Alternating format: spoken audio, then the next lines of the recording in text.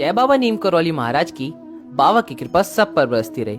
जैसा कि आप सभी लोग जानते हैं कि आज की जो वीडियो है वह नीम करौली बाबा के चरणों के रहस्य के ऊपर है। इससे जुड़ी जानकारी मैं आप सभी को देना चाहूंगा कि नीम करौली बाबा किसी भी भक्त से अपने पैर नहीं छुड़वाते थे। जब भी कोई भक्त बाबा के चरण स्पर्श करने की कोशिश किया करता था, बाबा हनुमान जी के चरण स्पर्श करने के लिए कह दिया करते थे। लेकिन एक व्यक्ति के संग बाबा ने कुछ ऐसा करा कि अपने चरण जानबूझकर उसके सिर पर लगाए और अपने कंबल उसके सिर पर झुलाया, जिनका नाम भगवान सिंह जी है, जो कि हनुमान सेतु मंदिर लखनऊ के पुजारी हैं। उनके जीवन में कुछ ऐसा ही चमत्कार हुआ जिसने उनकी जिंदगी को मोड़ कर रख दिया। आइए उनसे ही जानते हैं इस चमत्कार के बारे में। हमारे शहर से रानीखेत से ये 15 जून में बहुत से लोग आते जाते थे वहाँ, तो उन्हीं के द्वारा सुन कर के हमको भी एक दफ़े कुछ स्कूल के बच्चों के साथ हम भी चले गए। एक दफ़े बाबा जी हमसे बोले तुम इधर आओ, यूँ किया, उन्होंने इशारा किया तो मैं गया। मैं पहले डर जैसा गया था, तो हमसे बोले तुम मेरे यहाँ रहेगा। मेरे मुँह से पता नहीं क्यों ऐसे निकल गया, जबकि मैं अपनी माँ को एक सेकंड के लिए नहीं छोड़ता था। मेरे गांव में अगर रिश्तेदारी में कहीं शादी वगैरह में भी जाना होता था, मेरी माँ मुझे नहीं भेजती थी। उसका इतना स्नेह था हमसे, और मैं सबसे छोटा बच्चा था। और पता नहीं उस दिन क्या जो हुआ, मैंने कह दिया हाँ मैं रहूँगा। क्या हुआ थी ऐसा? और मैं यही रहूँगी, 12-13 साल की होगी। दिमाग में पता नहीं क्या हुआ, हम वहाँ से उनके साथ चले गए। फिर हम सवेरे करीब सूर्योदय नहीं हुआ था, हम वृंदावन पहुंच गए।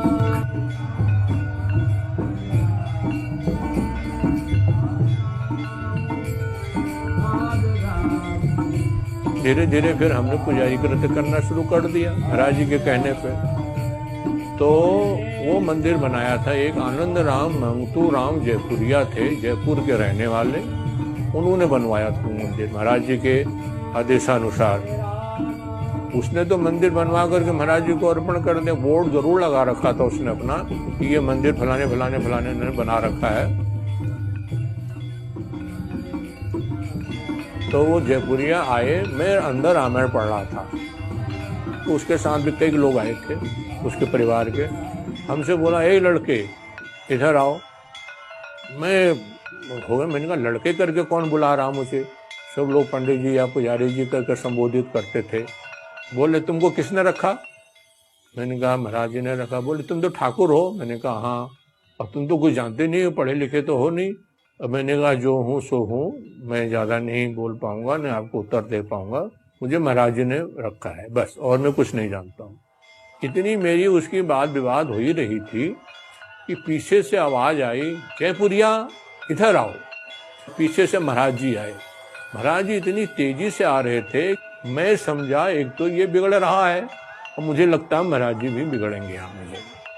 तब तक महाराज जी के साथ साथ इतनी गाड़ियां आ गईं कि वो भी सब भर भर भर भर भर भर करके महाराज जी का पहले कमरा जो बना था ना, बड़ी तस्वीर लगी है वहाँ तख्त पे, तो कमरे में जब महाराज जी गए और गुस्से में थे, जब तक मुझे बुलवाया, अब मैं और डर गया। मैं वहाँ जब गया मैंने देखा तो पूरा कमरा भर गया।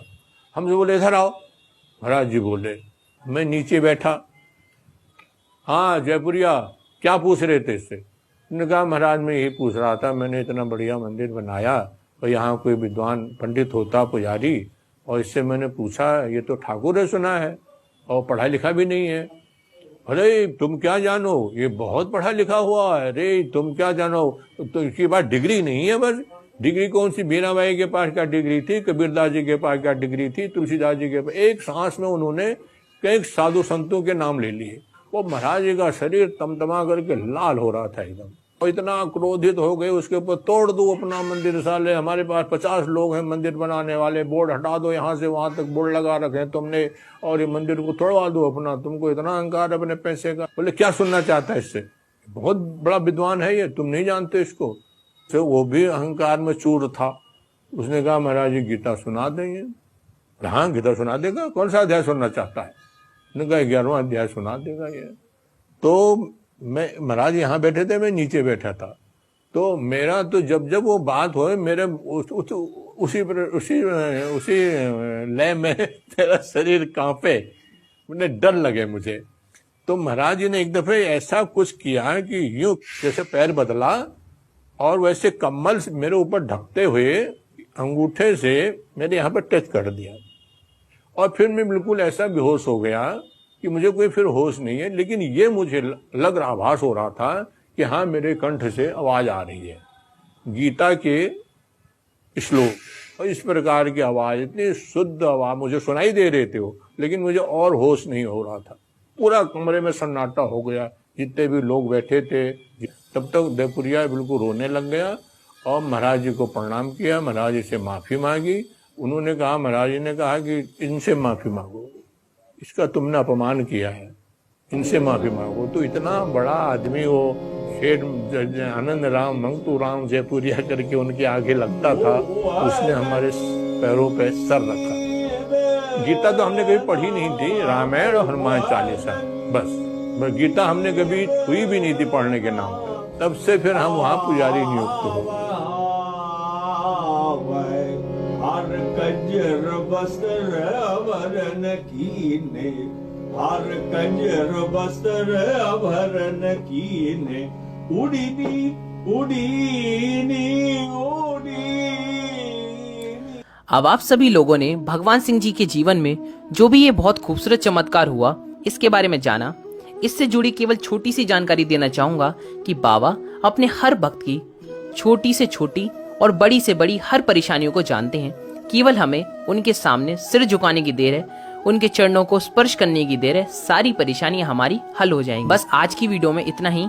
फिर मिलते हैं नीम करौली बाबा के नए किस्सों के साथ। जय बाबा नीम करौली महाराज की जय। चैनल को सब्सक्राइब करें और बेल आइकन दबाएं, जिससे आपके पास वीडियो डलते ही नोटिफिकेशन आएगी, जिससे आपकी कोई वीडियो नहीं छूटेगी। जय बाबा की। मधुरादीप